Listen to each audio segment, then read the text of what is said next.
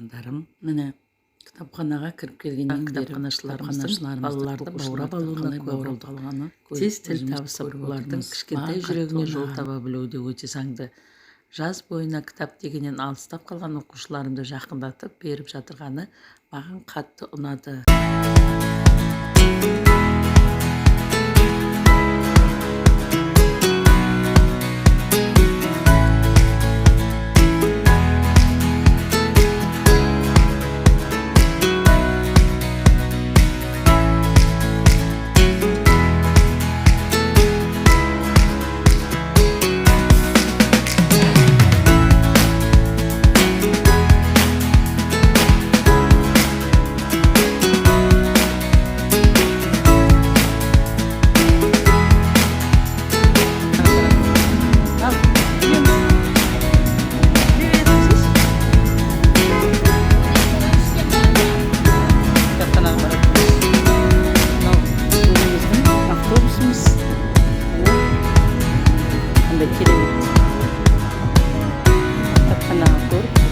Жазғы каникулдың бір күнін мәнді мағыналы өткізейін деп жатырмыз. Солай ма? Айару? Алған күнәмді алып қаласында келдік.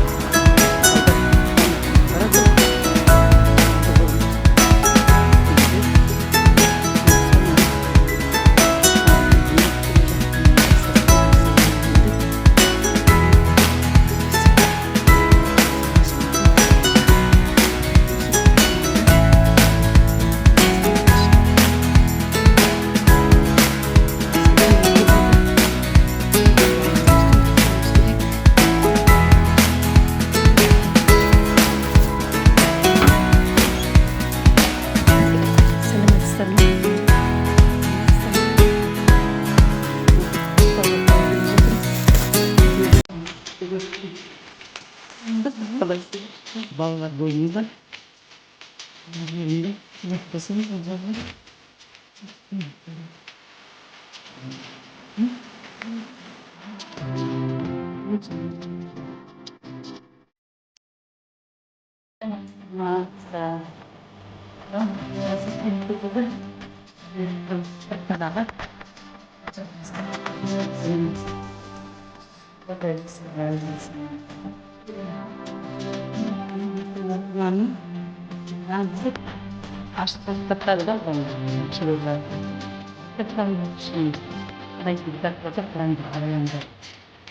Қайдан барыңды?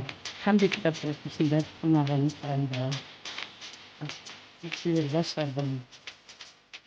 Қараңдар балдар. Қандай кітап ұнайды дейді. Қараңдар. А?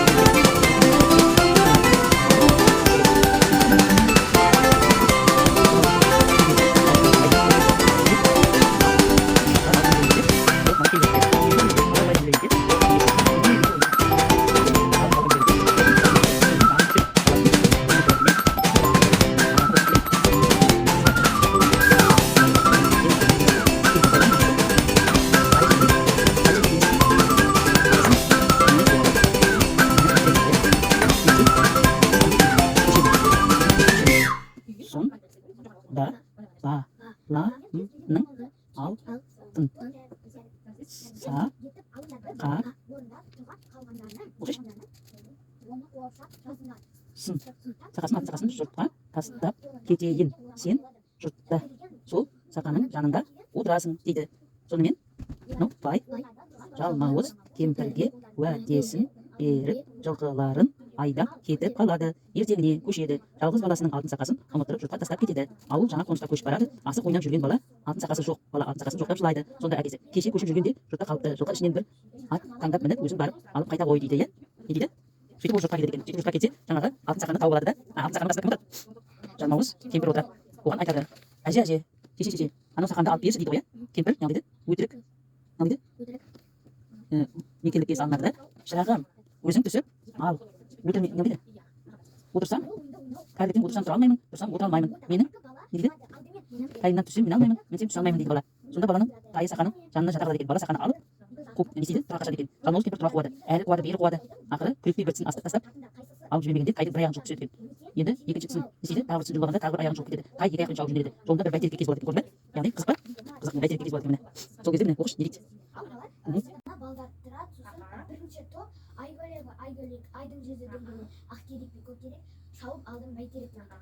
Сонда баланы шақырады. Кім шақырамыз біз? Аянатты ортаға шақырамыз. Аянат бізді қол ұстасып тұрғанда, бізді үзсе, ол бізден біреуін алып кетеді. өзінің тобына алып кетеді. Ал үзбесе, ол біздің топтан қалады. Сол кезде аянат жеңіске жеткені есептеледі. Баланы алып кетсе, иә? Екінші Қан алады. Алшы. Бұл жерде қандай ойын? Бұл ойынның аты қан алшы дегенде асық. Асық ойынға қанша бала қатысады? 5-10 бала қатысады. Асық ойында аттар қалай? Алшы болса, Алшы, тайкызды болады. сол кезде асық қандай түске бояймыз? Қызыл түске бояймыз. Қызыл түске бояймыз. Қызыл түске бояп, соны ортаға тастаймыз. Иә? Ортаға тастағанда қаншыны не қылсақ? Қаншы 4 асық тұрса 4-еуде ұтыламыз, 4 асықтан қан алады. Келесі. Оншы. Оншы дегенде қанша бала қатысуға болады? 2-10 бала қатысуға болады. Сол жерде қандай не қыламыз? Асықты бірінші таңдаймыз. Иә. Үлкендеу көлемді асықты таңдаймыз. Сосын әр бала 2 асық сызамыз. Сосын әр бала неше асықтан тастайды? 2 асық тастайды. 4 асық, иә? Бұл жерде 2 бала 2-ге 4 асық қояды. Сол кезде 10 асығын тастаса, 4-еуін құлатса не болады? Жеңіске жетеді. Жеңіске жеткен болады. 4 асықты өзіне алады, 10-ның асық. Келесі. Ат бақыл, көтеріспек. Көтеріспек. Бұл жерде не істейміз көтеріспекті? Бір баланың үстіне бала отырады. Мініп алады. Сосын ол бала қайтып не болады? Секіреді, не істейді? Сол кезде ана бала дәл сол баланың ойыны көтеріп тұру керек. Ол билей ма, не істейді? Ана бала құламау керек. Артындағы баланы құлатпау керек. Құлатпаса, осы бала жеңіске жетеді. Жеңіске жеткен есептеледі. Үшінші. Көтермек. Бұл жерде көтермекке 2 бала ортаға шығады, иә? Қай жерлерін? Бірінші қолдарын арқасын бір-біріне тигізеді. Сосын шынта қолдарын бір-біріне тигізеді ойында. Кім бірінші? Көтеріп алады, сол жеңіске жетеді. Ол уже келесі ойынға қатыса алады. Жеңіске жеткен бала, иә? Келесі. Тақаяқ тастамақ. Тақаяқ тастамақ. Қайтып отырады балалар? Шеңбер жасап отырады.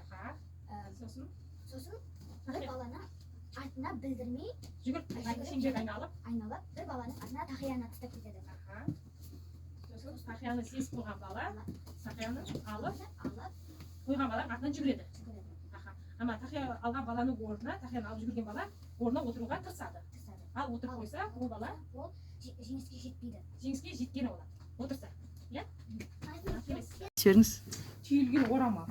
Түйілген орамал. Түйілген орамал. Мынаны жеп мен лақтырам, сендер алуға жармасасыңдар. Ал, келіңдер ортаға қарай. Сосын біз мысалға мынаны аламыз, сен жеп лақтырасың. Иә? Кім алады?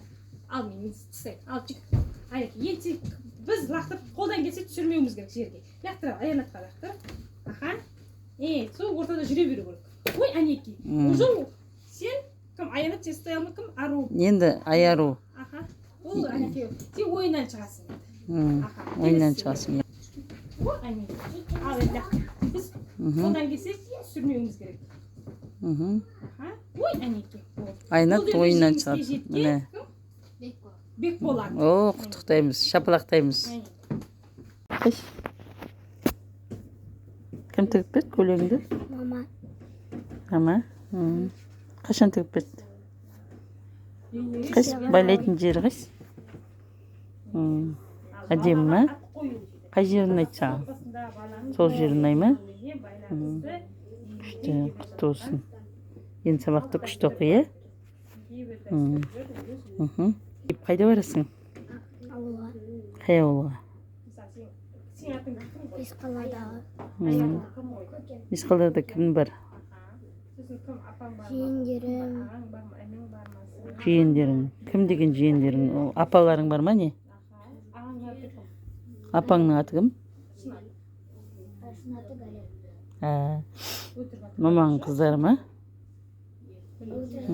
Барып танысасың ба? Қуанып жүрсің ба? Қашан келесің сосын? Сосын келгеннен кейін сабақты оқисың ба күшті болып? Давай сөзді уәде.